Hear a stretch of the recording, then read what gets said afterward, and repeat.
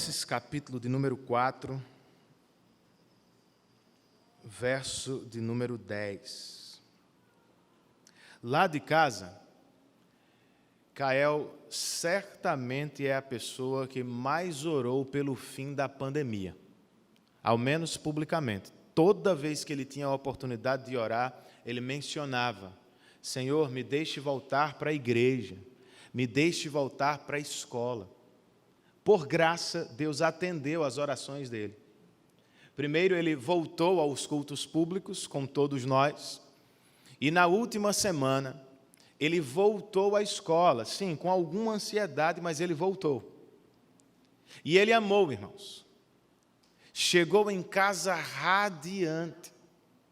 E quando estávamos em volta da mesa para o jantar, ele pediu: pai, deixa eu orar hoje. Eu falei: ore, meu filho, fique à vontade. E a oração dele foi curta, mas eu julguei bonita. Ele disse: Senhor, muito obrigado mesmo, por me deixar voltar para a escola. Gratidão, como nós dizemos, é tudo, irmãos. Ela revela a alegria de um coração satisfeito. E acaba contagiando as pessoas que estão por perto, não é assim? É o que temos aqui ao final de Filipenses. O apóstolo Paulo abre o coração para agradecer àqueles irmãos. E suas palavras, além de revelar gratidão, obviamente, acabam se tornando fonte de encorajamento. Pois, como vamos ouvir, Paulo nos declara aqui que o Senhor Deus tem alegria para os seus servos, em toda e qualquer circunstância da vida. Vamos ler para começar o verso de número 18. Filipenses capítulo 4, verso de número 18. O texto sagrado nos diz: recebi tudo, e o que tenho é mais do que suficiente. Estou amplamente suprido agora que recebi de Epafrodito os donativos que vocês enviaram. Eles são uma oferta de aroma suave, um sacrifício aceitável e agradável a Deus. Vamos orar outra vez por este momento? Senhor, nós nos aproximamos de Tua palavra. E talvez estejamos vivendo como os salmistas do passado tantas vezes viveram. Um deles chegou a dizer: a minha alma se consome de tristeza. Por isso eu te peço, Senhor, fortalece-me conforme as tuas promessas. É o que queremos neste dia que se chama pelo teu nome. Queremos ser fortalecidos por tua palavra. Seja qual for a situação da vida em que estamos, queremos desfrutar a alegria que Paulo desfrutava. Queremos vivenciar as melhores experiências espirituais no Senhor e com o Senhor, de modo que o nosso coração transborde de alegria para o louvor da Tua glória. Oramos em nome de Jesus e por amor a Ele. Amém.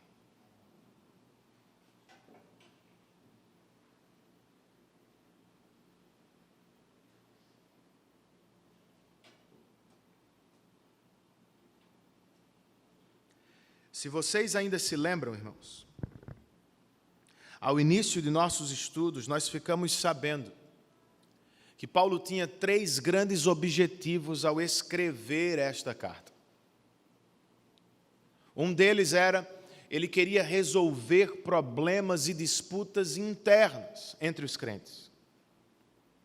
Ele também tinha por objetivo recomendar 2 pastores, Timóteo e Epafrodito, que seriam enviados por ele para cuidar da igreja de Filipos. E é claro, ele também escreveu esta carta para agradecer aos filipenses pela parceria que tinham no ministério do Evangelho. Basicamente é o que encontramos aqui neste texto. Mas tem um detalhe que nós não podemos esquecer. Paulo está escrevendo da prisão, irmãos. Ele não está escrevendo a partir de uma situação confortável, fácil. Não é, circunstancialmente falando, o melhor momento da vida dele. Lembre-se disso. Mas o que nos espanta por toda a carta é o seguinte: embora estivesse aguardando o julgamento que podia muito bem custar a sua vida, e mesmo estando preso ao braço de um soldado romano, Paulo não está tomado de tristeza. O tom de sua voz parece vibrante. Suas palavras destilam alegria espiritual. Pois por experiência própria, irmãos, e pelo tempo que andou com o Senhor Jesus, ele sabia muito bem: Deus tem alegria para os santos, em qualquer situação da vida. Você quer desfrutá-la neste dia? Deseja vivenciar a alegria espiritual no coração? Como fazemos, Renan? Bem, na verdade, precisamos perguntar ao apóstolo.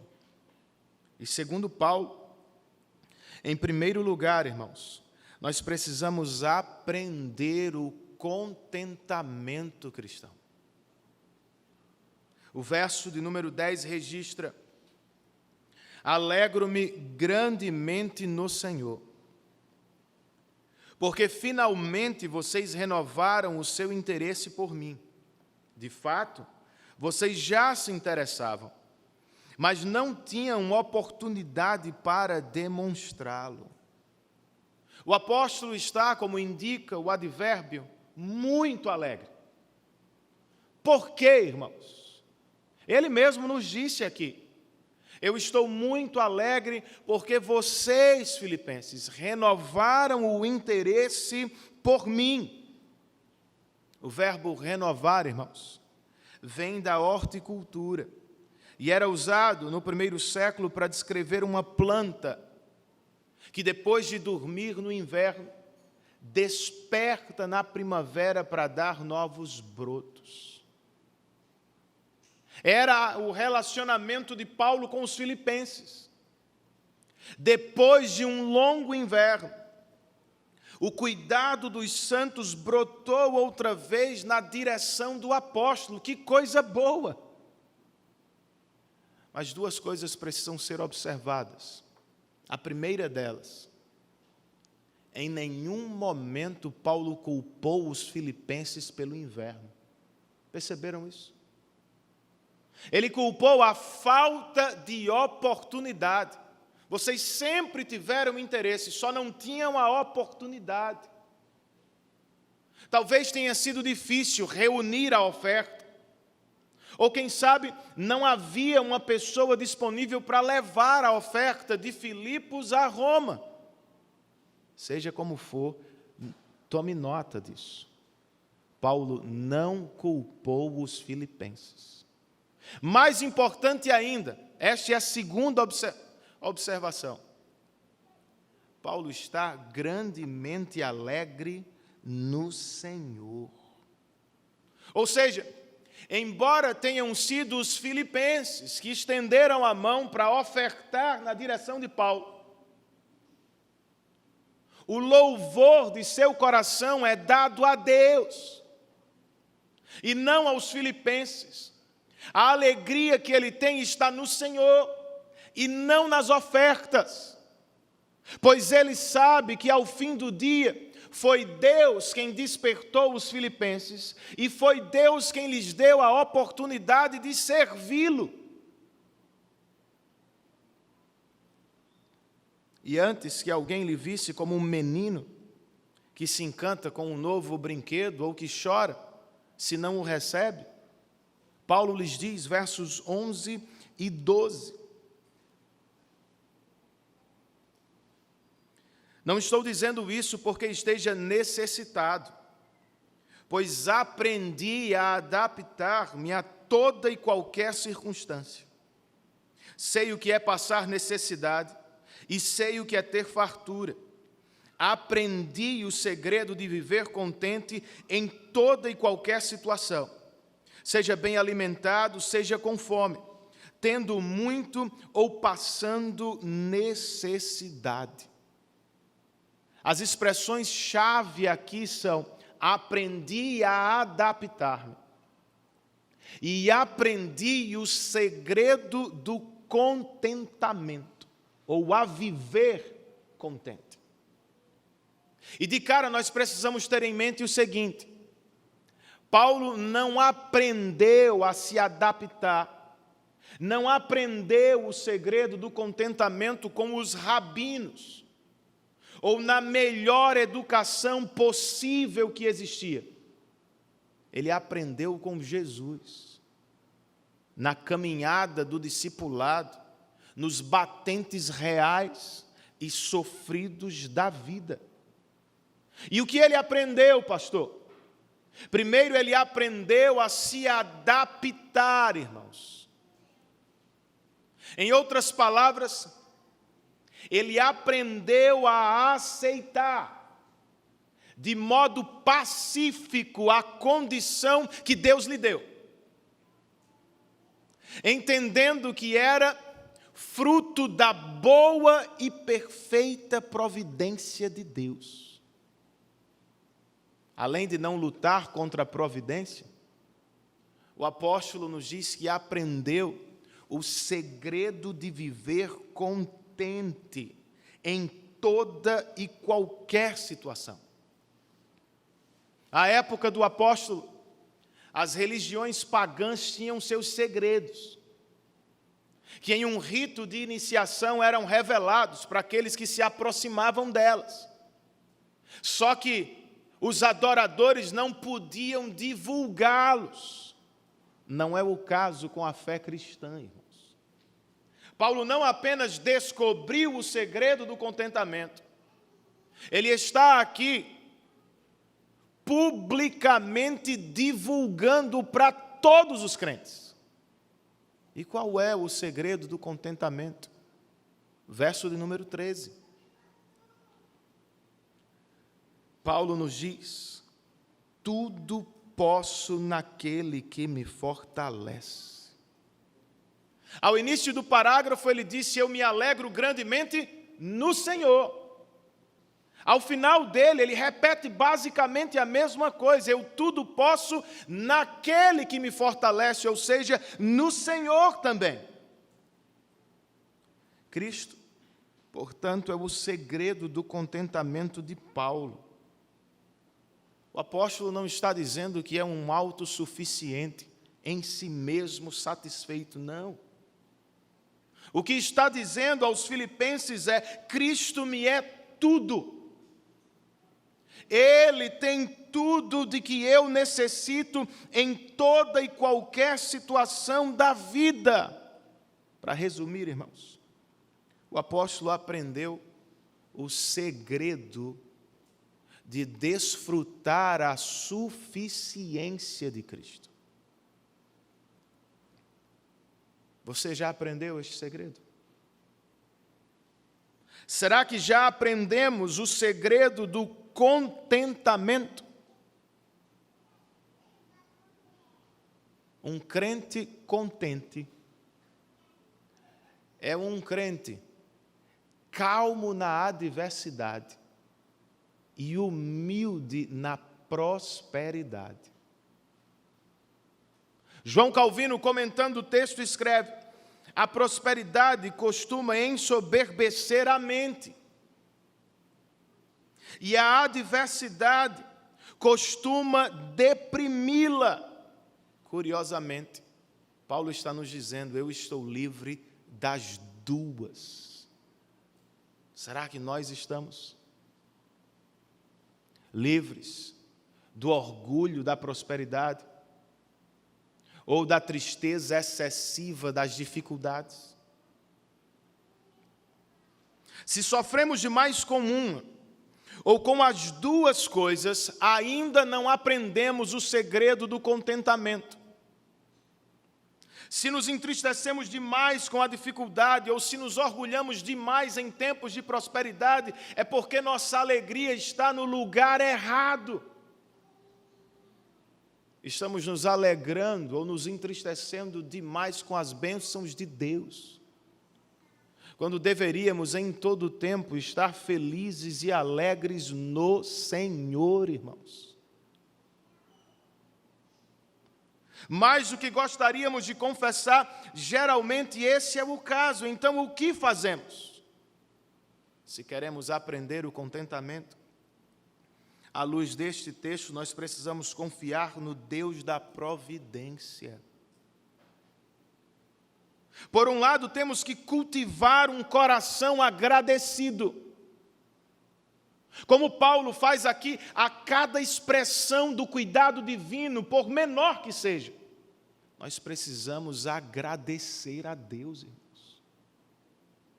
Lembrar que o Senhor está cuidando de nós e de nossas famílias.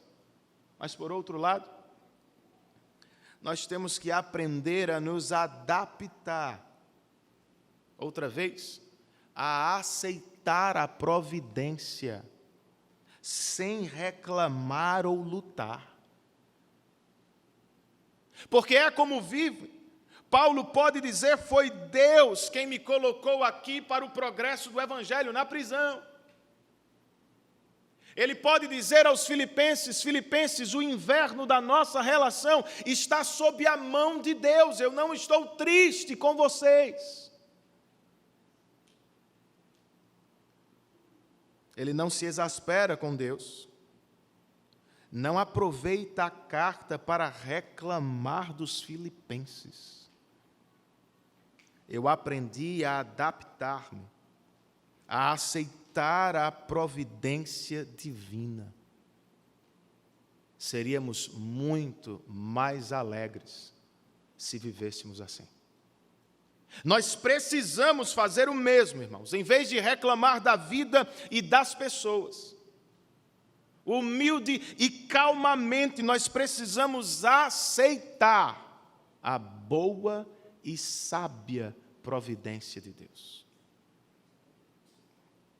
Ao mesmo tempo, se queremos aprender o segredo do contentamento cristão, nós precisamos desfrutar a suficiência de Cristo. Para tanto, temos que crer na palavra de Deus, irmãos. Exercitar fé nas promessas dele. Foi o próprio Cristo quem disse, sem mim, vocês não podem fazer coisa alguma. E é Paulo, sob a inspiração do Espírito de Cristo, quem escreve aqui, tudo posso naquele que me fortalece. Cristo e Paulo estão na mesma página. Contentamento cristão, segundo eles, passa pela suficiência de Cristo. E tudo posso naquele que me fortalece, irmãos, não significa que posso pecar, ou que posso realizar todo tipo de proeza sobrenatural, como saltar sobre o Oceano Atlântico, ou curar uma pessoa doente. Nós precisamos entender este verso dentro de seu contexto. O contexto é abundância ou escassez, facilidade ou dificuldade. O que Paulo está dizendo é, em Cristo nós podemos suportar qualquer coisa. E não realizar qualquer coisa. E enquanto sofremos e corremos para Cristo, no nível mais profundo do nosso interior, Ele nos fortalece. Nos fortalece para não cairmos na tentação da soberba em dias de prosperidade. E nos fortalece para não cedermos às pressões da tristeza excessiva em dias de dificuldade. Em Cristo nós podemos suportar todas as coisas para a glória de Deus. Esse é o segredo da alegria dos santos, irmãos. Para vivê-la integralmente, O apóstolo nos diz, em segundo lugar, que nós precisamos participar da obra do Evangelho. Foi exatamente o que os filipenses fizeram. Versos 14, 15 e 16.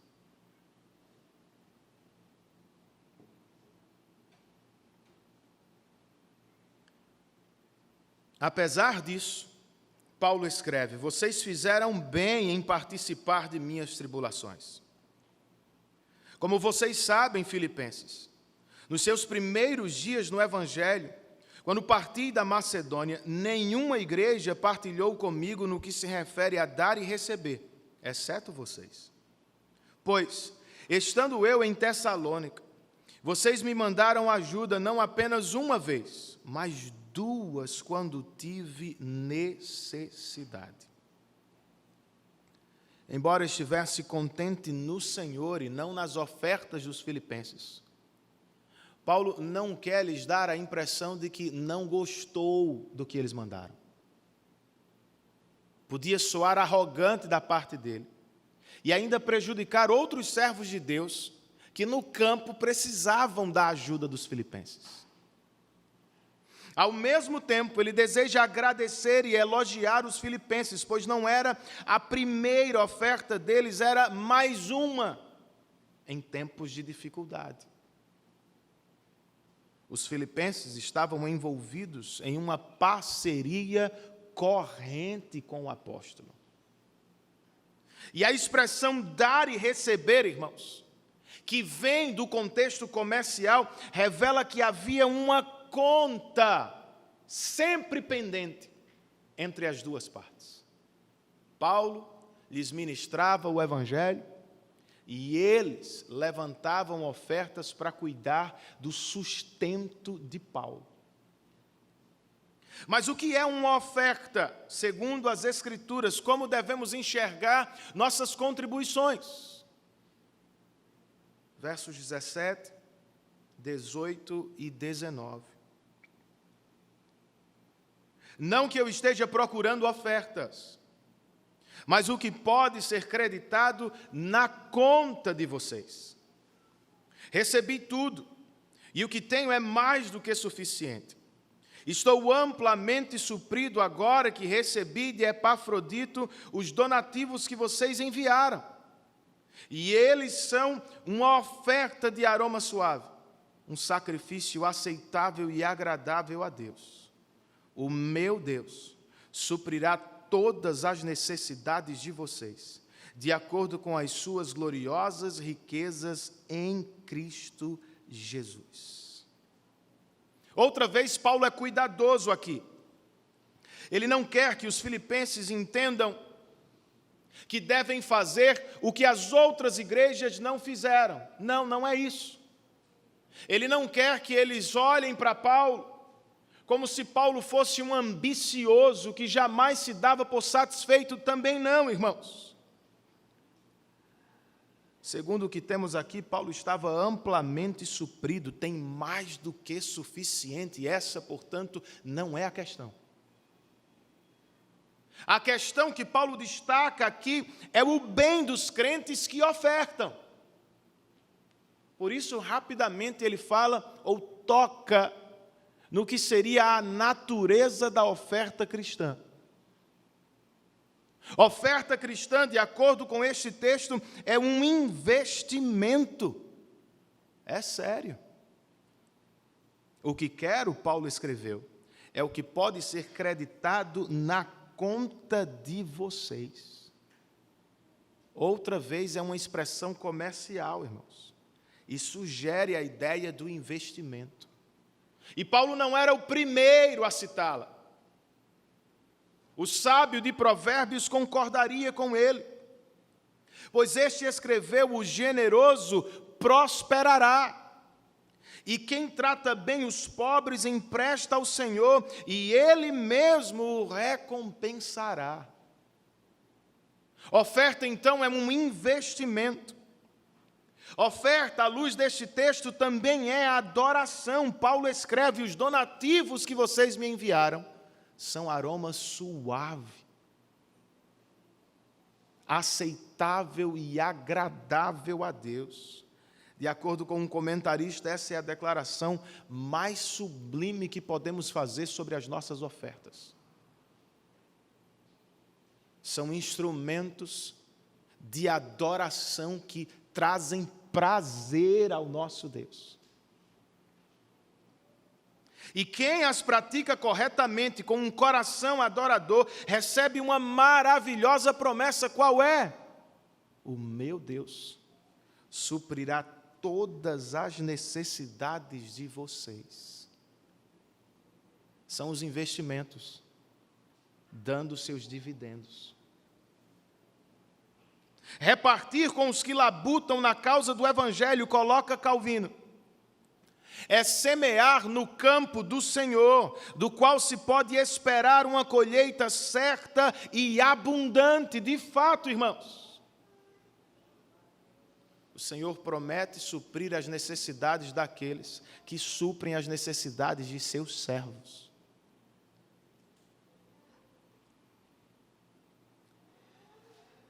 E o Senhor promete fazê-lo de acordo com as gloriosas riquezas em Cristo Jesus. Percebam isso.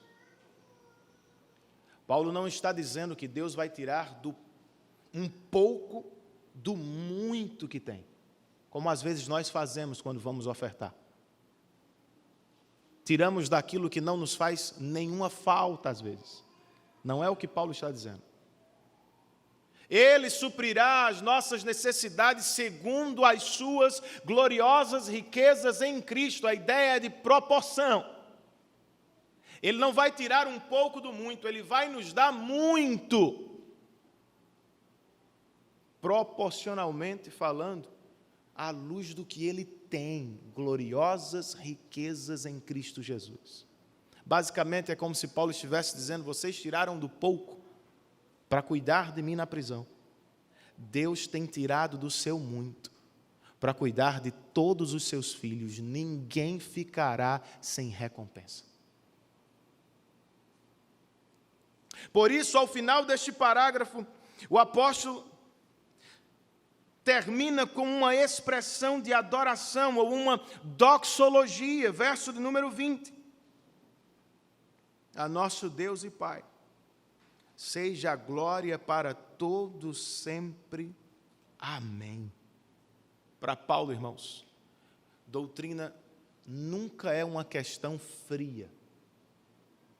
Sempre que ela habita sua mente, ela também explode em adoração em seu coração. Será que é como vivemos? Você que gosta de estudar a Bíblia, de ler livros cristãos, você o faz para conhecer a Deus e adorá-lo integralmente? Na verdade, nossa vida inteira deveria ser uma expressão de adoração.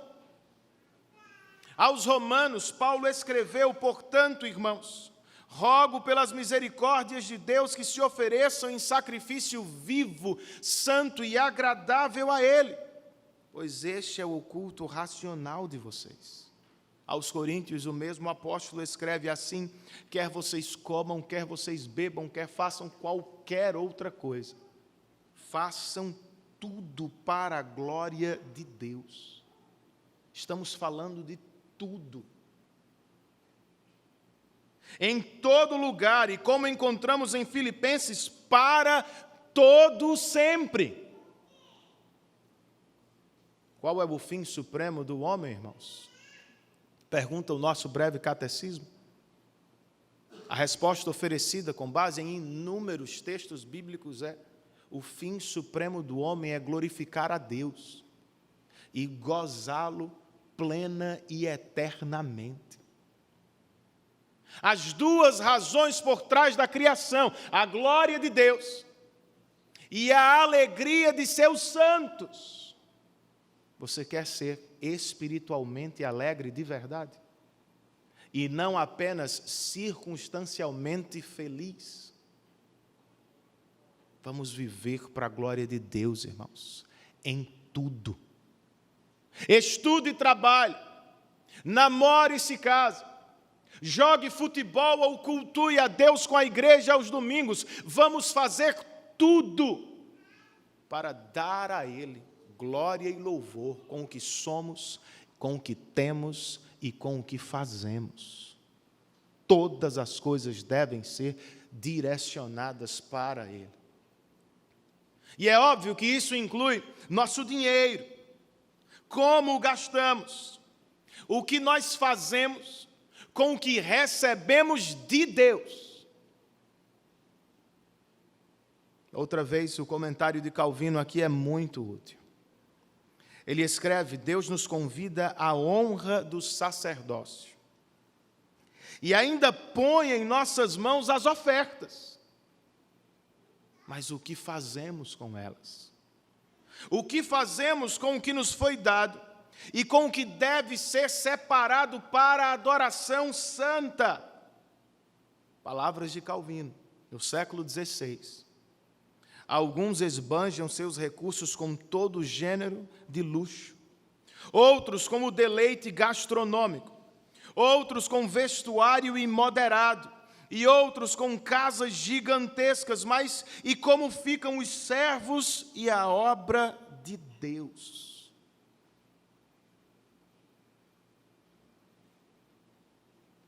Pois ofertar, irmãos, como ouvimos, é partilhar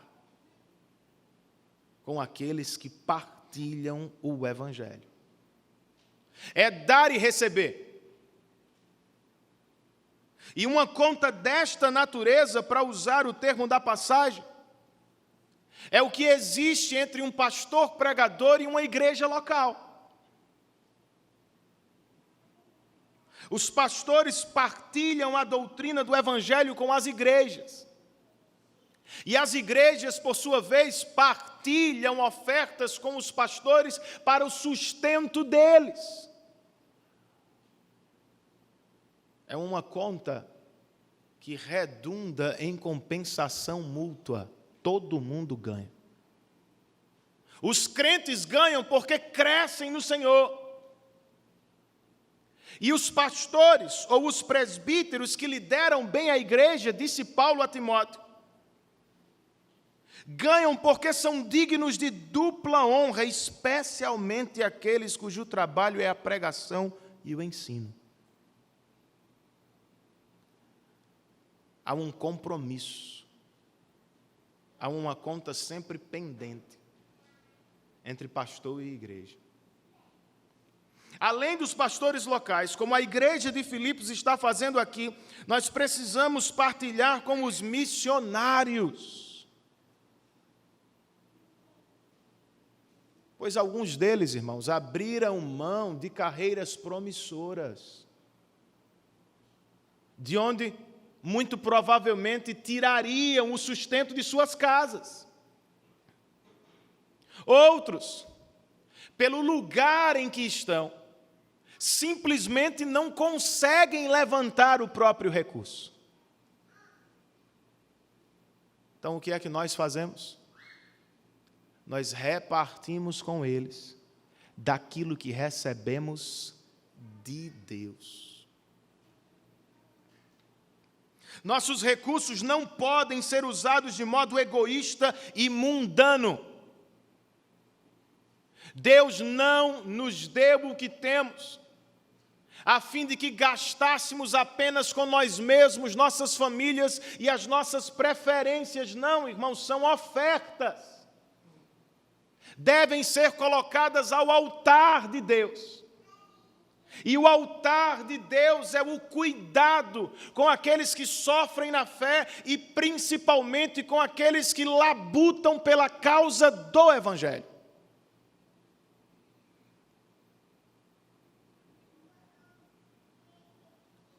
E se lhe motiva, lembre-se, investir, ofertar é investir no campo do Senhor. Paulo nos diz: o meu Deus suprirá as necessidades de vocês. Ninguém precisa ter dúvida. Deus prometeu suprir as necessidades daqueles que cuidam das necessidades de seus servos. Mas detalhe, Ele vai fazê-lo não para atender os nossos sonhos de consumo. Ele vai suprir nossas necessidades. E nem sempre Ele vai fazê-lo usando as riquezas deste mundo. Ele vai fazer uso das riquezas inesgotáveis que estão em Cristo. Ou seja, por causa de Cristo, todos nós aqui podemos ficar tranquilos. Seremos ampla e totalmente supridos e cuidados por Deus. Não é uma questão de mérito, é uma questão de graça de Deus e obra de Cristo. Sendo assim, irmãos, vamos ofertar melhor e mais regularmente na obra do Senhor. Eu sei que há incertezas por toda parte. No cenário mundial, na sua conta, na minha conta, eu sei disso. Mas vamos nos lembrar, Deus não entrou em crise, irmãos. Os cofres do Senhor não diminuíram na pandemia. Seu poder não diminuiu perante o coronavírus, Ele continua o mesmo Deus, poderoso, santo e pródigo, generoso. Generosamente Ele seguirá repartindo conosco e cuidando para suprir todas as necessidades que temos. E quando o fazemos também, nós participamos da obra do Evangelho e temos alegria espiritual. Para terminar, irmãos, se queremos usufruir desta alegria, o apóstolo nos diz que nós devemos confiar na graça de Cristo.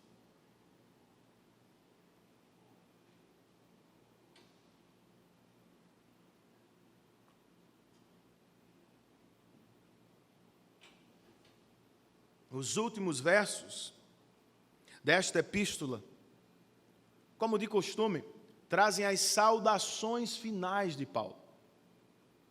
Só que elas não são pouco importantes, como muitas vezes nós julgamos. Neste caso, elas são muito importantes, pois Paulo faz uso delas para demonstrar amor pelos santos, para apontar para o poder do Evangelho e para destacar a segurança que temos em Cristo. Então, são muito importantes. Versos 21 e 22. Saúdem a todos os santos em Cristo Jesus. Os irmãos que estão comigo enviam saudações. Todos os santos enviam saudações. Especialmente os que estão no palácio de César. Em 2 versos você tem 4 saudações. A primeira é de Paulo aos filipenses. Saúdem a todos os santos em Cristo Jesus. Isso não é, irmãos, um mero olá, como vai? Tudo bem? Não. A ideia é que quando os filipenses estiverem ouvindo ou lendo essa carta, eles percebam e sintam o amor que Paulo tem por eles. Quando menciona todos, em outras versões, cada um dos santos, a ideia é como se Paulo quisesse cumprimentar cada um face a face.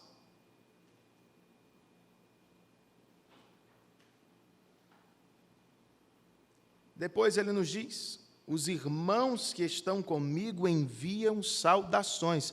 Quem são estes? De acordo com o comentarista, Paulo está falando de Timóteo, Epafrodito, Tíquico, Filemon, Onésimo, Aristarco, Marcos e Lucas. São os irmãos que estão com ele na prisão. O mesmo comentarista ainda escreve, nós podemos imaginar que o apóstolo, enquanto escreve, está olhando ao redor da sala e esses outros homens estão balançando a cabeça de modo afirmativo. A saudação segue crescendo, irmãos. Verso 22, ele nos diz: todos os santos enviam saudações. São os santos de Roma, onde Paulo está, enviando saudações aos santos de Filipos. Paulo não quer dividir as igrejas. Não quer dizer que esta é mais importante do que aquela. Ele está aqui construindo pontes entre esta e aquela igreja, porque são igrejas irmãs. E por fim, ele nos diz que especialmente os que estão no palácio de César enviam saudações. E Paulo não está pensando, irmãos, apenas nos soldados. O que tem em mente aqui são os servos do palácio. Todos aqueles que viviam perto de César, o imperador. E o que fica claro com isso, e o que merece destaque é do cozinheiro ao arauto do homem mais poderoso do mundo, o evangelho tem seus convertidos. Nos aposentos mais íntimos do império, a palavra de Deus continuava avançando com poder e graça. E é com essa graça que Paulo desce as cortinas desta maravilhosa epístola, verso de número 23. A graça do Senhor Jesus Cristo seja com o espírito de vocês. Amém. Ele está fechando um ciclo. Ele começou a carta com graça, ele a termina com graça. Ao início dela, ele disse: a vocês graça e paz da parte de nosso Deus e Pai e do Senhor Jesus Cristo.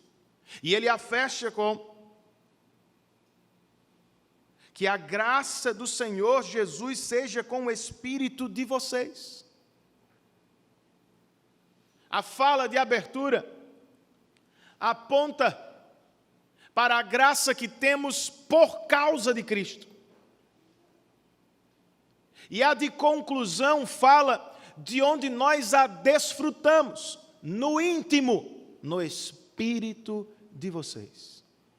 O mais interessante para mim é o seguinte: a vida cristã, assim como a carta aos Filipenses, começa e termina pela graça.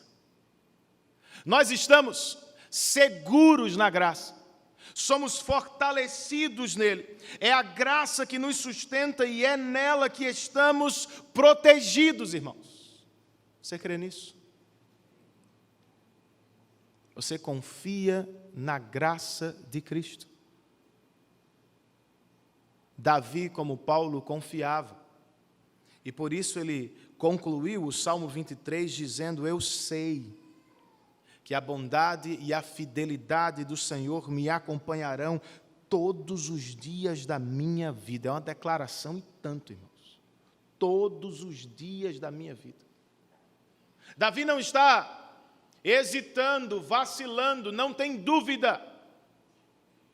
Eu estou certo, convicto, de que a bondade e a fidelidade do Senhor, como dois seguranças, me acompanharão todos os dias da minha vida. É o que temos, por causa de Cristo Jesus. A graça de Deus sempre nos acompanhará do começo ao fim de nossas vidas. E lembre-se, estamos falando de algo que não merecemos, de graça. Renan, será que alguns crentes podem desfrutá-la mais do que outros? Claro que podem. Desde que façam uso constante dos meios de graça, levem uma vida de santidade na presença do Senhor, podem sim, mas nós não vivemos assim o tempo todo. Como pecadores que somos, nós vacilamos, nós enfraquecemos, nós escorregamos, momentaneamente, e às vezes até deixamos de crer nas promessas do Senhor. É assim ou não, irmãos? Qual é a nossa sorte?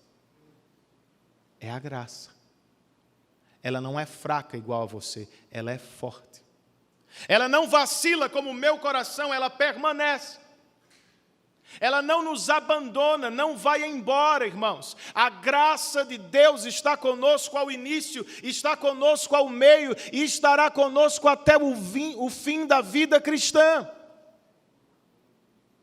Louvado seja o Senhor por isso. E uma prova do poder da graça é o que temos nessa passagem. A casa de César. O Evangelho tem poder? Olhe para isso, irmãos.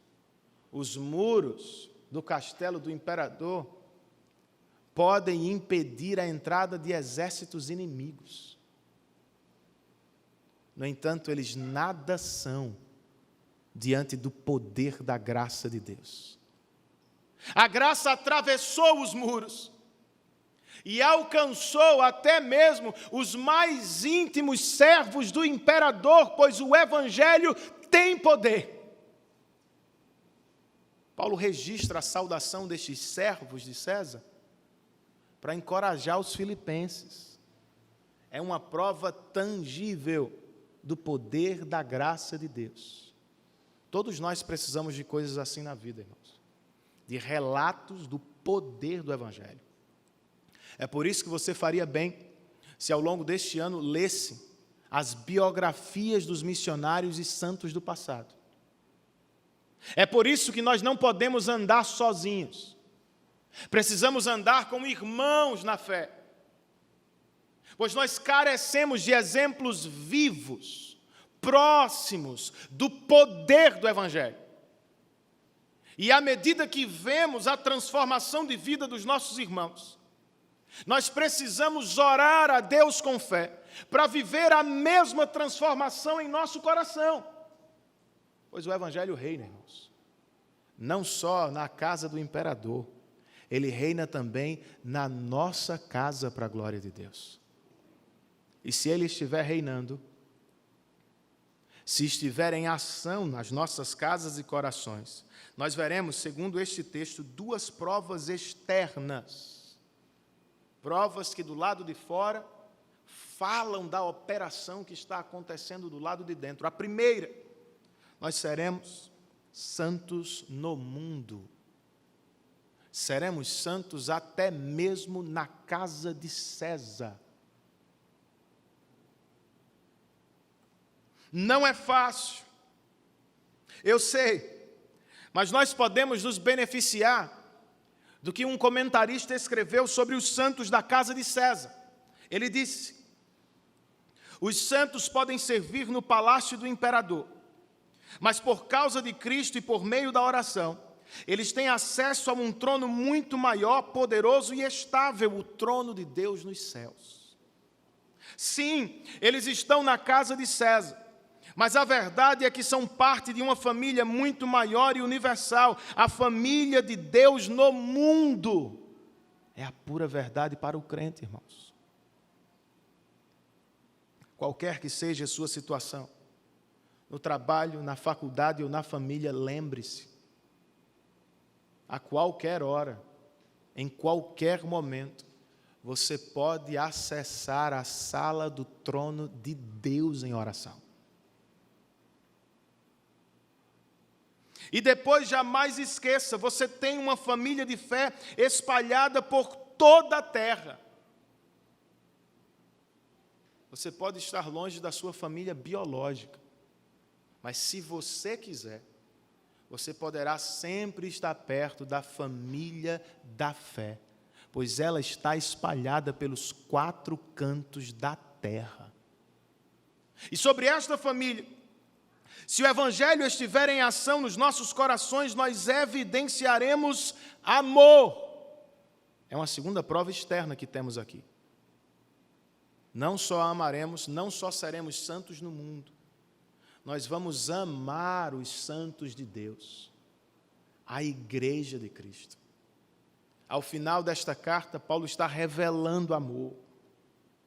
Está falando com eles como se estivesse face a face com cada um deles, irmãos. Estamos falando de um cristianismo afetuoso e eficaz. Frieza e distanciamento nos relacionamentos da igreja são péssimos sinais de vida espiritual. Como não amaremos a família com quem vamos viver por toda a eternidade? Por que vamos desprezar as pessoas por quem Cristo derramou seu sangue na cruz?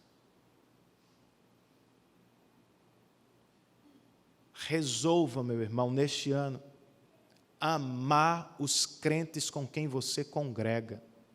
Resolva fazer os seus melhores amigos entre nós. Abra a sua casa para receber irmãos. Esteja disposto a visitá-los quando for convidado. Pois esta é a nossa família de fé. Vença em oração o espírito tímido. E desfrute desta bênção que Paulo tinha. A comunhão dos santos. Quem vive assim, nunca fica sozinho quando a necessidade chega. É o que Paulo está evidenciando aqui. Eu espero, irmãos, que tenhamos sido abençoados por essa série de estudos e que, em resposta, decidamos orar mais, como Cael, como Paulo. E, sinceramente, eu desejo que neste novo ano tenhamos a mesma alegria que Paulo tinha, até quando estava por trás das grades. Ele não se deixava tomar pelo orgulho em dias de prosperidade, não se deixava vencer por tristeza excessiva em dias de dificuldade. Paulo tinha descoberto o segredo do contentamento, suficiência de Cristo. Se somos crentes, vamos viver assim. Em gratidão a Deus por tudo, confiando e descansando em sua providência o tempo todo, nos beneficiando e bebendo da suficiência do Evangelho em Cristo. Se não somos ainda, se você ainda não é um crente, ou se é e tem dúvidas, você é formalmente do lado de fora, mas tem dúvidas do lado de dentro, se é salvo ou não, o que é que você faz? Você ora. Na verdade, todos nós devemos orar por isso. Pois salvação é uma obra espiritual que está para além das nossas capacidades. Como pregadores do Evangelho, pais a filhos, filhos a pais, amigos a amigos, pastor a uma congregação, nós não podemos ceder à manipulação, irmãos. Não vamos manipular as pessoas. Vamos torcer o Evangelho a fim de que elas se convertam. Não é possível. Pois, como disse Paulo aos Coríntios, as pessoas deste mundo se encontram em um estado que revela a atuação de um falso Deus, o diabo.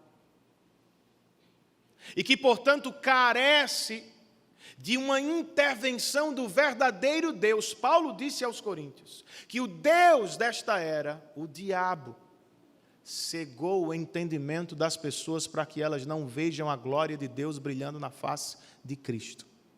Ô meu irmão, você não tem como penetrar esta escuridão. Eu não tenho como curar a cegueira espiritual das pessoas. Então, o que fazemos, pastor? Paulo continua no mesmo capítulo 4 de 2 aos Coríntios. Nós pregamos Cristo. Pois Ele é a luz de Deus. E esperamos por Deus. Pois Ele é o Deus que no princípio de tudo disse: haja luz nas trevas. Ele pode fazer brilhar a luz do Evangelho nos corações. É o que fazemos.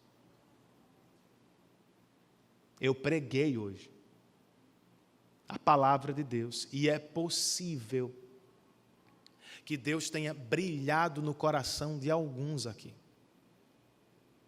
Se isto aconteceu, você terá visto duas coisas: seus próprios pecados e sua incapacidade de se resolver como Deus santo e justo. e a glória do Salvador Jesus Cristo. Você se viu como um pecador terrível e condenado, e você viu a Cristo como o Salvador mais maravilhoso que já existiu.